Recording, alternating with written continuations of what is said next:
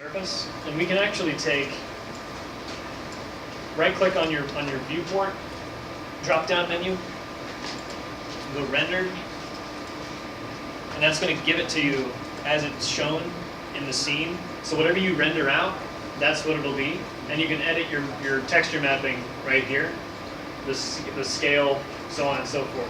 So because we said that was a 2x2 square, we can go up here and click the 1, 1, 1, and that's going to equalize the mapping in the X and Y direction and the Z direction, but we don't care about the Z because it's a flat surface. So if I hit 1, 1, 1, 1, it's going to give me a checkered square weirdness thing.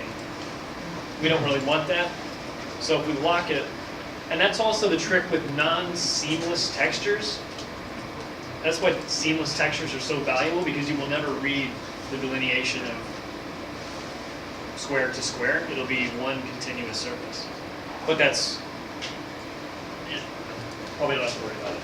I think if we just bump this up to 50, we're never going to read it. Or maybe that's too big. 10, we're never going to read that. And that's where you can actually, with rendered view on, move it back to where you were. Turn that off.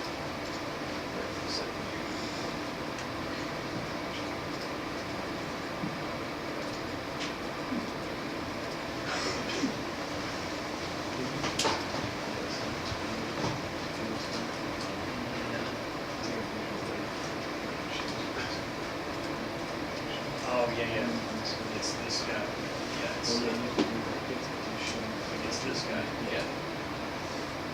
Which in some cases is easier, but.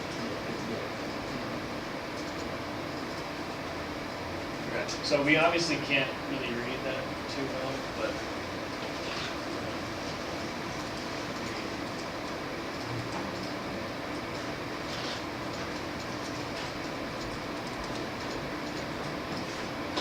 So now, even at 10, I think it's 10. Yeah, 10, it's probably a little weird, but that's okay.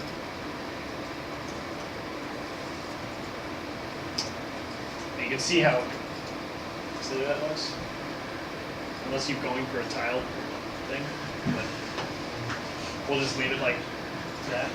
Or we can even turn off the lock, and now we can skew this thing to be.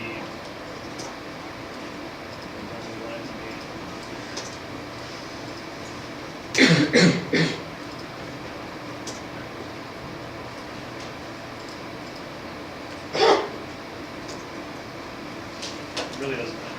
We can fix that in Photoshop. So I'm going to go ahead and render.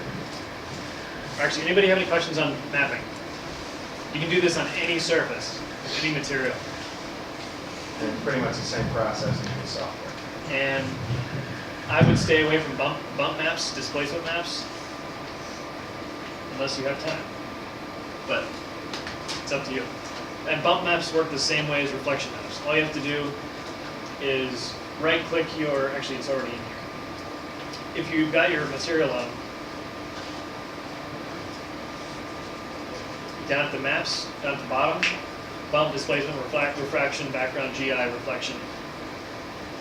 If you click on displacement, for example, and you load the same image that I made for the reflection filter, that map this guy, it's still going to read the black to white as a distance.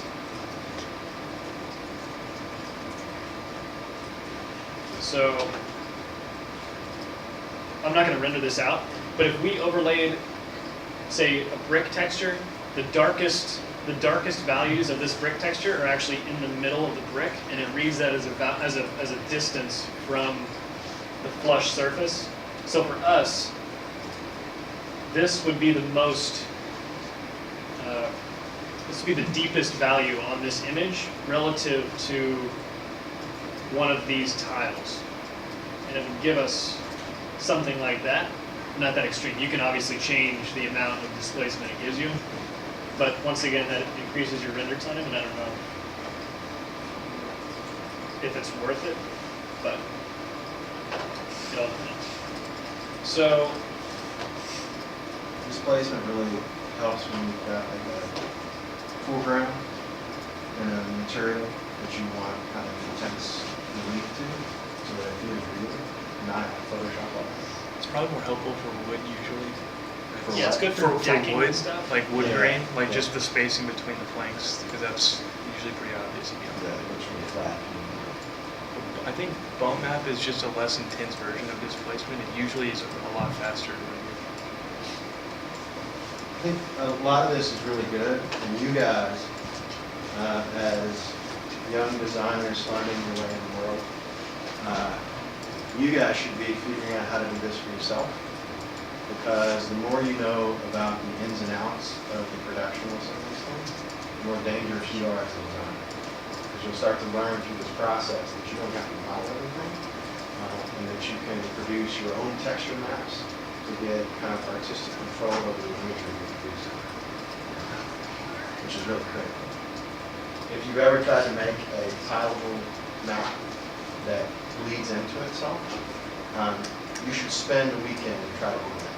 You'll find out how incredibly difficult it is to make that seam disappear.